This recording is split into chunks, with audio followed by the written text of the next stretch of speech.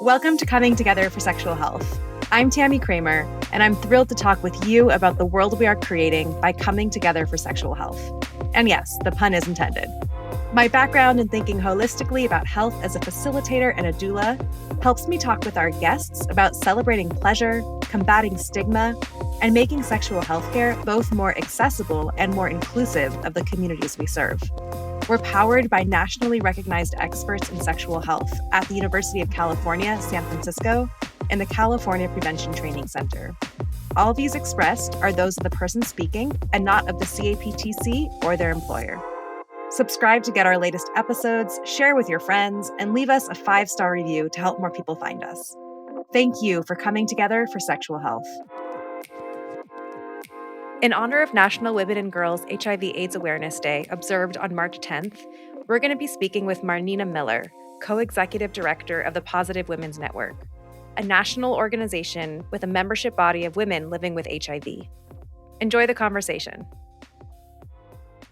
Welcome to Coming Together for Sexual Health, Marnina the Queen Miller. I'm so glad to have you on today. Thank you for having me. Absolutely. I've heard so much about the Positive Women's Network over the years, just about how much great work you all do. So I'm thrilled to get to talk with you as the co-executive director of PWN, the Positive Women's Network. And for our listeners, Marnina Miller is a highly accomplished human rights activist, speaker, trainer, and social media strategist with a profound commitment to fostering positive change in society. She's been part of PWN's Greater Houston Area chapter and served on PWN USA's board of directors since 2018. So Marnina brings a lot of experience working with this organization. And I'm just really looking forward to hearing about your story today, how you got involved in PWN, and what keeps you going.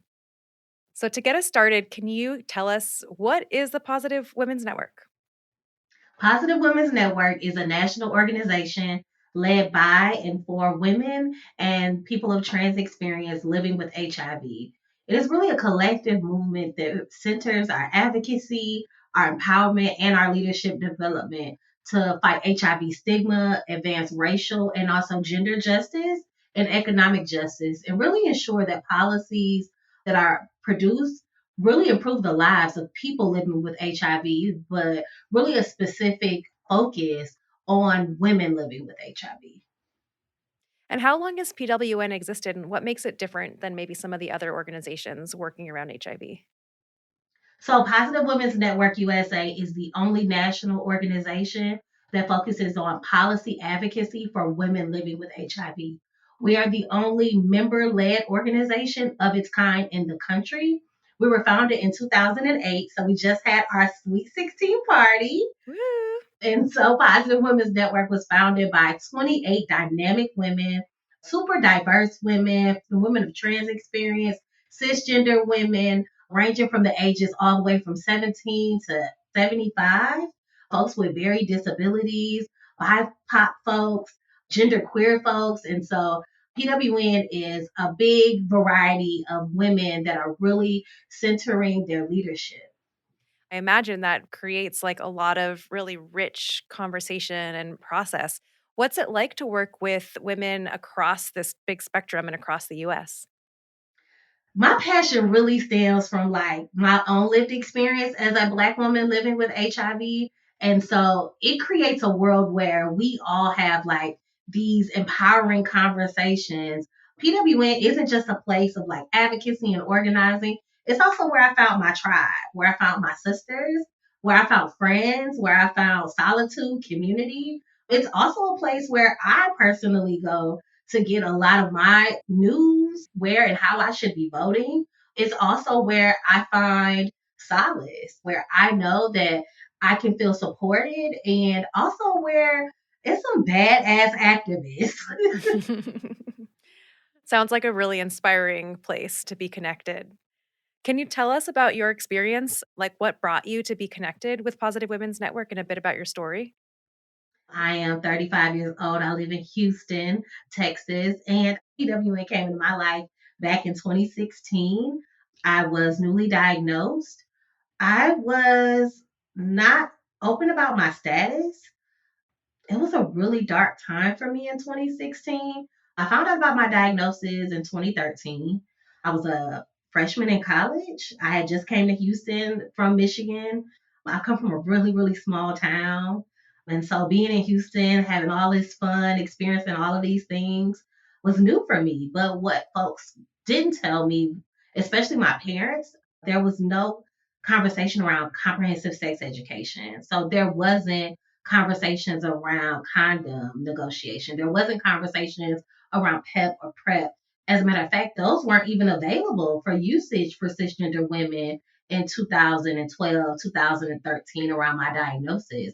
And so I was dating a guy and I fell in love and had sex as most of us do, and it was unprotected. And I got my diagnosis, and I just really fell into a deep depression. And it wasn't until in 2016, one of my sisters of trans experience told me, like, hey, girl, you should go check out an organization called Legacy. And they had this class where they were teaching people living with HIV how to be activists and organizers.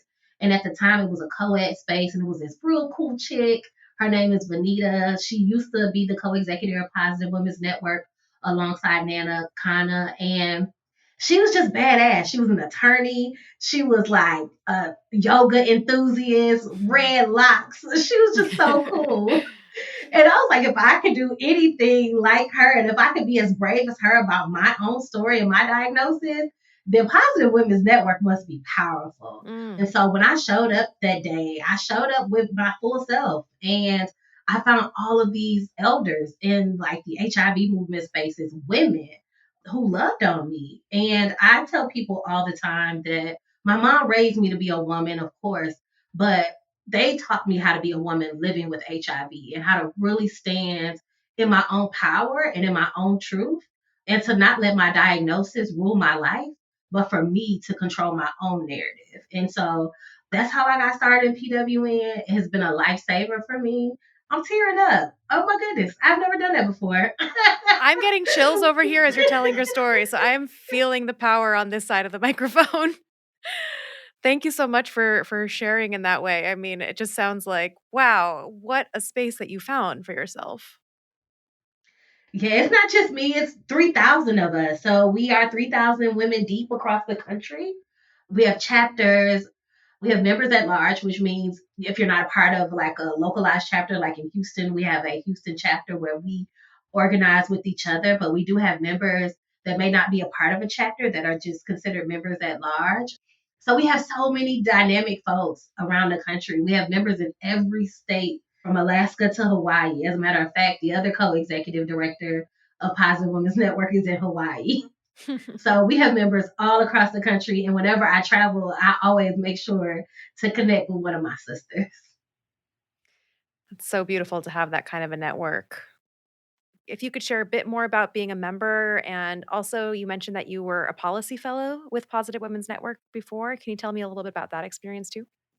Yes. So Positive Women's Network has many offerings for women living with HIV. And one of them that I partook in 2017 was the Policy Fellowship. And what the Policy Fellowship does is Positive Women's Network has a policy department. And so inside of that policy department, we have our policy directors and policy specialists that really help women understand policy, understand the role of policy in their life. What I learned from the policy fellowship is that politics is in every part of our lives. The water we drink is controlled by politics, the food we have access to, the air we breathe. And the policy fellowship really talks about federal advocacy. So, what are the lanes of federal advocacy that you can get involved in? What are some state level advocacy work that you can get involved in? And every week it's a different component. And actually, these offerings are also live. And so there's a different facilitator each week that comes in to help train folks. And so the policy fellowship is about 17 weeks long. So Wow. it is a big commitment. Yeah. You do have to produce a practicum at the end, but Positive Women's Network really stresses economic justice. And so we do compensate our policy fellows for participating in the policy fellowship to make sure that they have what they need to live and thrive while also being a part of this program. And so it was really powerful for me to learn all of this stuff because, of course, we get government in classes and we get civics, but no one talks about like the racial and economic justice issues that are impacting communities of color, women in general specifically. And so throughout this policy fellowship, we not only talked about the different branches of government and how they impact HIV, and talked about the ways in which folks living with HIV are impacted by policy, but we also delve deeper into like the social justice aspects of federal policy. And so I learned a lot about appropriations and all types of things. And my practicum really centered wanting to have comprehensive sexual education in schools. In Texas right now, there is abstinence only education. And so I went to the school board of Houston School Board, and I talked about how I wanted comprehensive sex education, and I talked about my own story. And I also created a fold out sheet for the folks that were there, and showed them the ways in which not having comprehensive sex education impacts the lives of young people living with HIV, especially here in the state of Texas. Hearing you describe the experience of being a policy advocate helps me really kind of understand what you were saying earlier about that experience of stepping into like agency and power and making the connection between your personal lived experience and understanding these governmental policies and systems and structures that can feel so distant, but to understand the impact of that. And I wonder, what are the current advocacy priorities of PWN that you're working on? So currently with PWN, one of the biggest things that we work to dismantle is HIV criminalization. HIV criminalization creates a patient to prison pipeline for people living with HIV. And as you know, criminalizing a public health condition does not make it go away. It does not stop it from happening. And people living with HIV are demonized for having a health condition. A high HIV incidence in a community is nothing more than a community that does not have what it needs to thrive. And so to dehumanize folks living with HIV in that way impacts health outcomes for folks living with HIV and for other people that are not, and for those who may not know their status. It actually stops people from getting to know their status, because once you know your status, you're responsible for all of these other folks. And we also know that the HIV laws are not modern. So now, still on the books in a lot of the states, spitting, as we know, does not transmit HIV, but you can still go to jail for spitting. Also, it puts a person living with HIV as automatically guilty, because to receive an HIV conviction, you just have to be a person living with HIV. Transmission doesn't even have to be a subject. It doesn't have to matter whether you transmitted HIV or not. Someone can say that you didn't tell them or didn't disclose your HIV status, and now you're subject to criminalization charges. For women living with HIV, it makes us more susceptible to violence.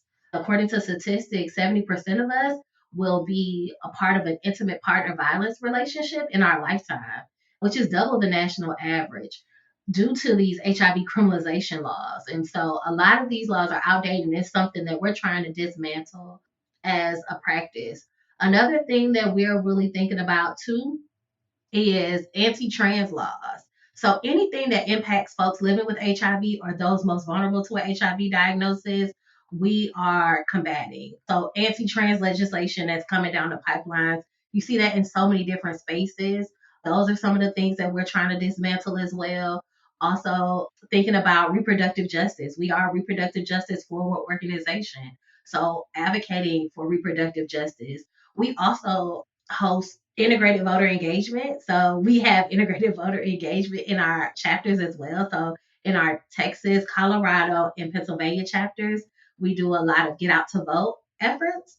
And so we galvanize our folks and get out to vote efforts in low propensity spaces where we know our folks need to have representation that looks like them, that talks like them, and that is fighting for their efforts. And so we let folks know. We send out voting records for folks so that people know what's at stake.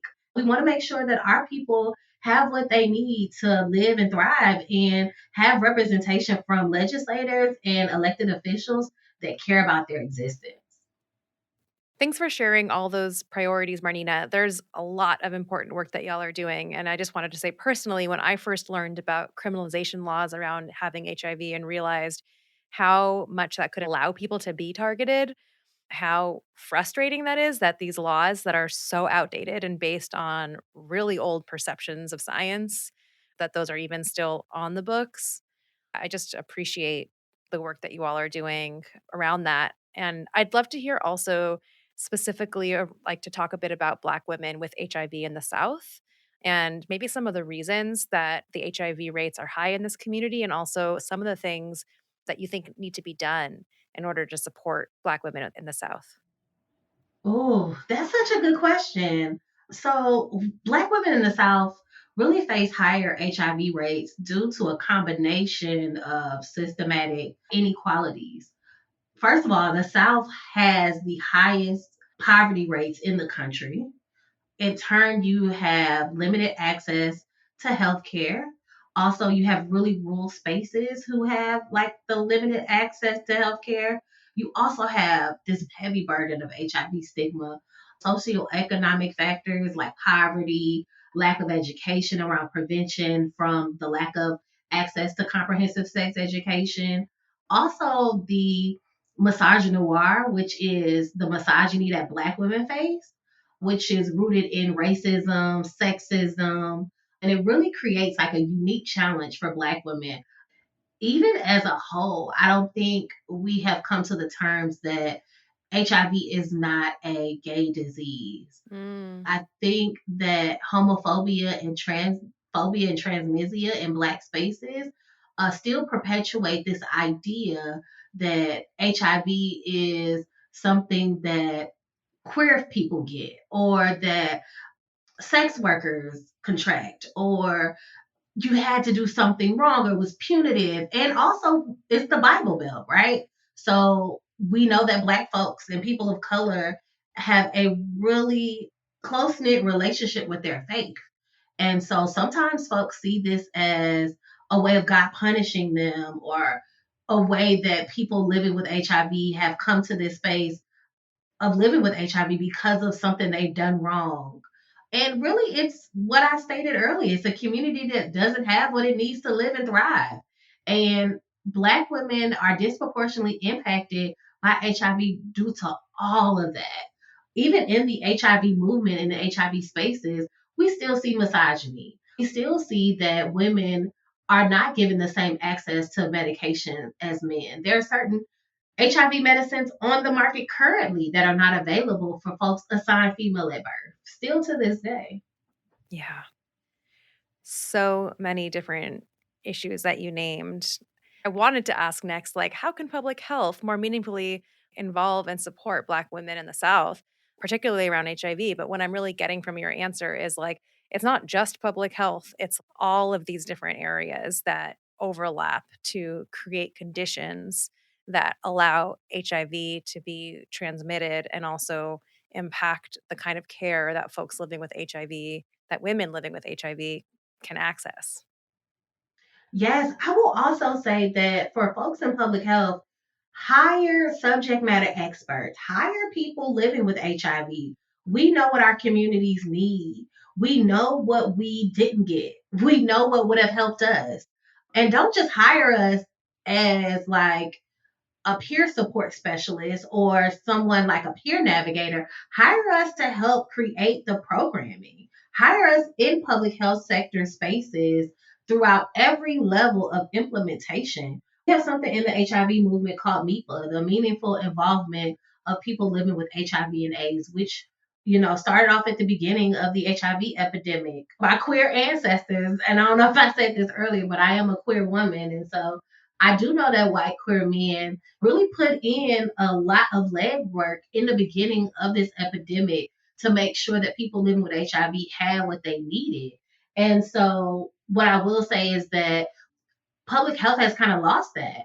We have really put in profit over people's, especially in the HIV spaces and the HIV movement, because you see this commodification of capitalism crouching in on our movement, and folks are now having to get degrees for things that they were doing prior to needing degrees. Like, we as people living with HIV connect other people to services all of the time. And what is that? That's a case manager, right? So they have now professionalized our jobs, which is something that we've been doing since the beginning of time to care for each other. Hmm. Yeah, it's like a way of pushing people out who we desperately need to be leading. Yes, yes.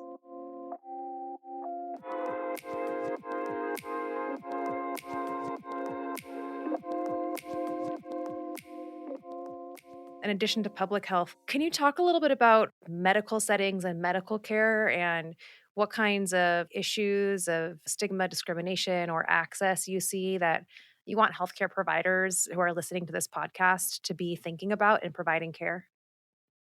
Yes, I would love for my healthcare providers to be more culturally competent.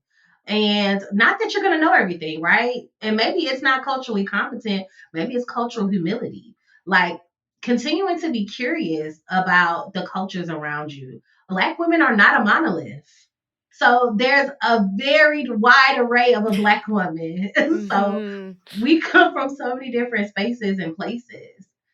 So to make sure that you are showing cultural humility is by showing up and knowing and listening to someone and putting down your computer for a second and really looking in the eyes of a patient that you're talking to and thinking of it more as a team and thinking of like as a provider, you're part of my healthcare team, not you're just my provider. I'm an active participant in this. And when I am with my healthcare provider, one of the best things that a healthcare provider has ever told me is to make sure that I write down my questions, make sure that I have feedback for them because this is not just a one way sided relationship where they are giving me information. It should be a flow of them giving me information and me receiving it, and they're receiving my information as well. So it should be a cross mutual exchange of information when you go to the doctor. I would also like to make sure that there's access to transportation to be able to get to the healthcare provider, to have non traditional hours at healthcare provider settings. One thing we always advocate for at PWN as well is to make sure that women have non traditional hours because a lot of us work and we have children. And, you know, when you're a woman, women are the head of households, whether you're a woman of trans experience or a cisgender woman. And so we come in with a lot of our family. You know, our families really depend on us. And so having those non traditional hours will allow women who may be working or may have children, and also inside of these healthcare provider spaces, having a space where there's toys for children. I have yet to see in a healthcare provider space for people living with HIV a section with like coloring books for kids and little toys for them to play with because women living with HIV have children too. So just making sure that it's a well-rounded space for all of the whole entire family to be able to come in to a healthcare setting is important. Yeah, thanks for naming that. I feel like that kind of also points to some of the things you were talking earlier in terms of who people perceive to be impacted by HIV. Like still having kind of outdated notions of which communities are most impacted and be like, we're talking about mothers, we're talking about families. And people forget that. They do. And they tend to silo us out a lot and think that, you know, it's just, oh, just take this pill, you'll be fine. Because now the sentiment is around HIV that, oh, you take the one pill once a day, or you take the shot once a month or every other month and you're fine. But people living with HIV also have comorbidities that come into their lives because of the medication and because of other health conditions that come along with living with HIV. It is still a chronic illness that needs to be managed. When you're thinking about a person, we should be thinking about the whole person and their entire life instead of just, oh, just take this pill because it's more than just that one pill. Yeah, I'd love to hear anything else you want to share about some of the common misconceptions or stereotypes you encounter about people with HIV and like what people are missing. Oh, I don't know if I can say this on here, but that we're not having good sex. Like people living with HIV are still people. Like we're still dating, we're still having fun, we're still going out, we're still mixing and mingling. We are still thriving. Like I have a full life. I have a partner who I love and I'm in love with, and he's in love with me. I have a cat, nieces. I love being an auntie. It's like my favorite title in the world. Oh. I just live life. I travel. I have fun. I get out there and twerk. I dance. I go to the club. I drink. Like, people living with HIV have full lives outside of their diagnosis. And I think it is a misconception that living with HIV is like this horrible thing. And for the rest of your life, you'll be sad and depressed. And I'm not going to lie, the beginning of your diagnosis can be a really hard journey, really difficult to get to that spot. But over the last 12 years of living with HIV, I have lived a full life. And I'm so grateful to PWN USA, to the HIV movement in general for showing me that there's life after diagnosis. I know you all can't see how big I'm smiling, so I'm just going to tell you. I love that fullness of your life that you're bringing into this. And thanks for sharing that with us. I think it's just so powerful to remember to uplift that and the living, the thriving, the good sex, the going out, the full enjoyment of life that you're able to have as you live with HIV.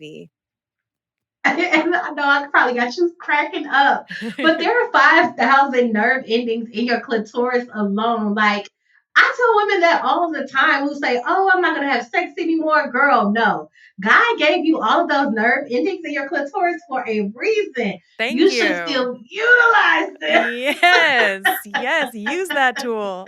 We actually just did a whole episode on the clitoris with this woman, Rachel Gross. So for our listeners, highly recommend going back and listening to that. It was really fun to just dive into what we know about the clitoris and all things pleasure. Oh, I got to go check that out. Please do. Let me know what you think. I will. So, we're kind of already getting into this, but like, what are some things you're hopeful about, both for yourself and for the kind of work that Positive Women's Network is doing now? Oh, I'm hopeful. I'm optimistic about the future. I am the type of person where I look at the glass half full instead of half empty. I know that there are so many things going on, whether they are natural disasters, also like the political climate right now is just really crazy. There's so much like sickness and death, and it's just so many wild things that are going on in the world. But I'm just really grateful for this moment in time where I see women in particular really rising up and saying, "You're not going to tell me how to treat my body. This is my body." And I'm so excited about the young reproductive justice advocates that are coming up, especially like in colleges and universities, that are not taking no for an answer. Seeing young folks organizing and really getting into activism, building up their power, organizing alongside each other. That's what I'm really excited about for the future. I'm also excited about like the fact that there is this one pill once a day that I could take. There is this like shot every other month where I don't have to be worried about my diagnosis if I so choose to take it. I'm really excited about PWN because for the first time in our history, as a queer woman, and then my partner of the organization, who's the other co-executive director, is a woman of trans experience. So you have two LGBTQ folks leading a national org. So I'm really excited about PWN's future. I'm excited about what we're going to do as a organization. I'm excited about what our members are planning to do. We got members that are like running for public office. We have Yes. members who are like really kicking ass in advocacy and organizing spaces, opening up their own businesses outside of advocacy, selling stuff, like becoming their own entrepreneurs. And I'm just really grateful that I get to witness all of this greatness and be a part of it. Amazing. Are there any particular impacts or accomplishments of PWN that you want to raise up for our listeners that you like are excited about looking back at? Yes. So Positive Women's Network has something called the Day of Action to End Violence Against Women Living with HIV. So every year in October, we really focus on that day of action because we know about all of the intimate partner violence that a lot of our sisters face. And so I'm really glad that we created that day. I'm really excited about all of the continued get out to vote efforts that we're going to continue on in 2025. Also, Positive Women's Network, we just left the White House. We just had a White House convening with the Office of National AIDS Policy, and it was an amazing time where folks living with HIV and also federal officials got together and really talked about what does it look like to end the HIV epidemic, but also to center the lives of people living with HIV. And what it was called was the Quality of Life Symposium. Instead of talking about the care and treatment of people living with HIV, we're talking about the quality of life of folks living with HIV. So, what is our quality of life while we're still here? And how can we get the optimal quality of life for us? And so, I'm excited about that chapter of life, like talking about the quality of care that we receive. I love that reframe. I love that reframe. It's so much wider of just like, how do we support people in thriving, including with HIV? Yes. I think that's the most important part. I think that's that sweet part where I wish that folks who passed away early on from HIV complications, hopefully they're looking up from heaven. And, I'm a Christian, so that's my, thoughts.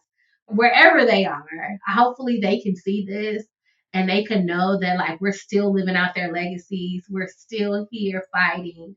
And then we're not going anywhere. We're standing 10 toes down. And I have chills again. Time number 2 in this conversation. Yes, I love that and kind of bringing in their memory and honoring the long struggle and that bigger view of all the people that have been impacted by HIV.